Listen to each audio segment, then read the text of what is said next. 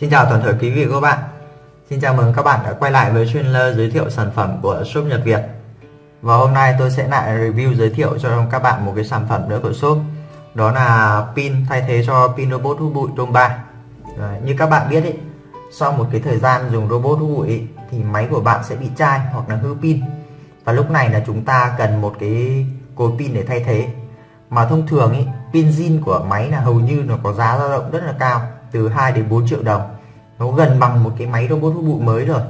Vì thế là chúng ta sẽ phải rất là cân nhắc khi mà mua những cái pin thay thế cho robot hút bụi.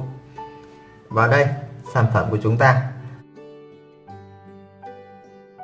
Dòng sản phẩm pin chuyên dụng để thay thế cho robot hút bụi Room 3. Nó có thể dùng được cho tất cả các dòng như là 500, 600, 700 hay 800. Những cái dòng này là rất được ưa chuộng của Việt Nam ấy. Và không những thế, trên thế giới cũng sử dụng rất là nhiều. Nó đạt đủ tiêu chuẩn certification. Đây là sản phẩm của chúng ta.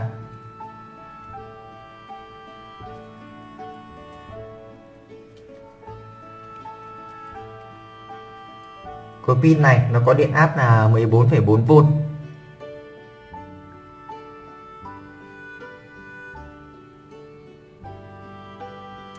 Dung lượng của nó là 3500 mAh. Và nó chạy cho series 500, 600, 700 và 800. Chạy được rất là nhiều dòng. Bo mạch bảo vệ của nó là overdischarge. Và khi xảy ra cái tình trạng bất thường do bộ cung cấp điện gây ra ấy, thì pin sẽ hoạt động bình thường dù các điện áp hoạt động quá mức để cho phép đấy.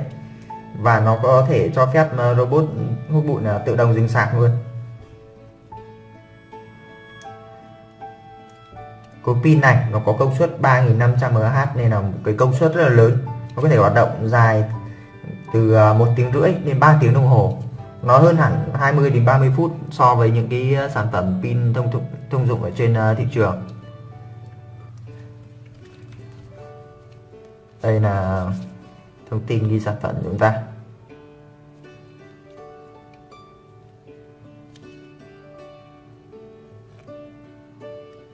Đây nó có 1, 2, 3, 4, 5, 6 khối ghép lại với nhau. Sản phẩm đi kèm đây là một cái bản hướng dẫn sử dụng.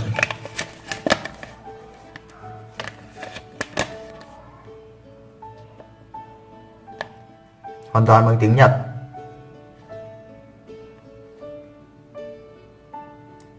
Nếu các bạn không biết đọc hướng dẫn thì có thể lên mạng tìm hiểu thông tin của cái cối pin này. Trên mạng, trên Google có rất là nhiều những cái nơi mà ghi cách sử dụng hay là bán những cái khối pin này. Các bạn lưu ý một điều là nếu không sử dụng pin trong cái thời gian dài thì xin vui lòng nạp điện cho pin tầm khoảng 3 tháng một lần để pin nó có thể kéo dài tuổi thọ và để sử dụng được tốt hơn.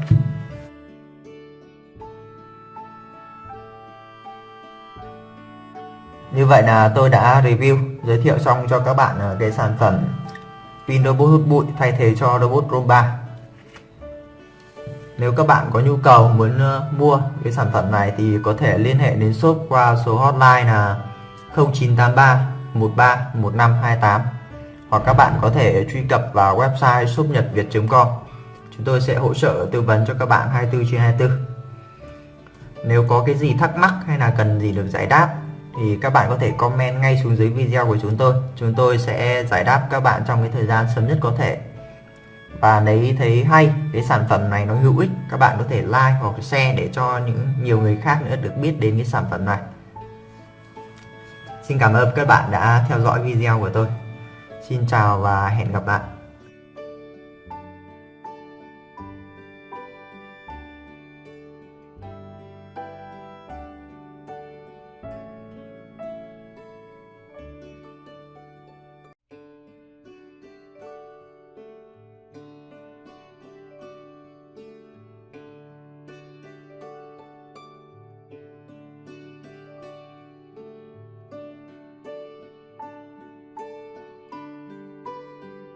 Xin chào toàn thể quý vị và các bạn.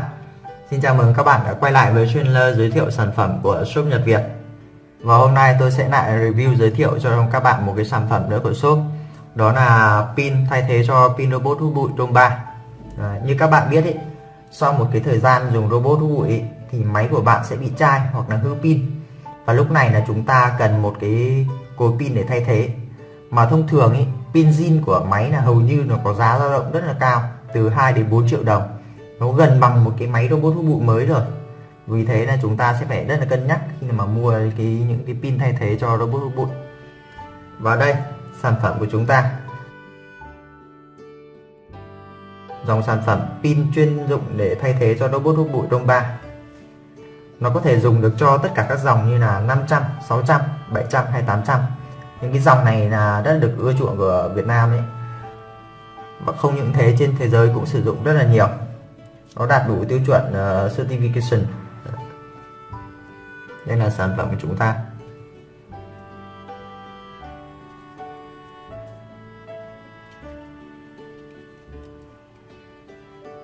Cối pin này nó có điện áp là 14,4V.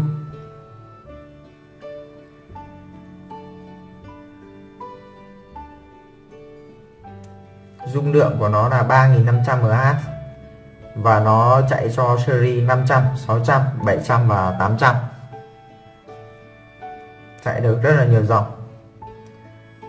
Bo mạch bảo vệ của nó là overdischarge, và khi xảy ra cái tình trạng bất thường do bộ cung cấp điện gây ra ấy, thì pin sẽ hoạt động bình thường dù các điện áp hoạt động quá mức để cho phép đấy.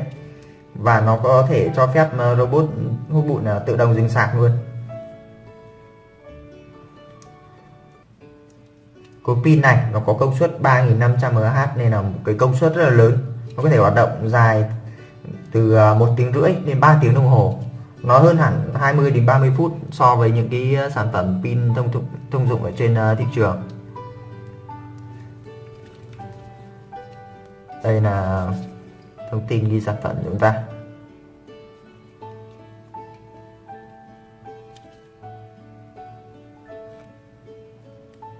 Đây nó có 1, 2, 3, 4, 5, 6 khối ghép lại với nhau. Sản phẩm đi kèm đây là một cái bản hướng dẫn sử dụng.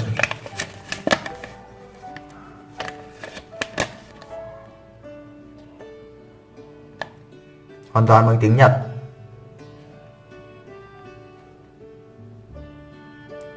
Nếu các bạn không biết đọc hướng dẫn thì có thể lên mạng tìm hiểu thông tin của cái cối pin này.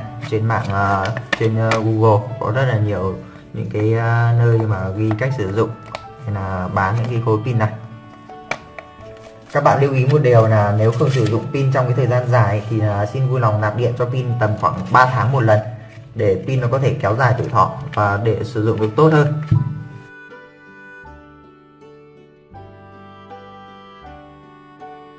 Như vậy là tôi đã review, giới thiệu xong cho các bạn cái sản phẩm pin robot hút bụi thay thế cho robot Roomba. Nếu các bạn có nhu cầu muốn mua cái sản phẩm này thì có thể liên hệ đến shop qua số hotline là 0983 13 1528, hoặc các bạn có thể truy cập vào website shopnhậtviet.com.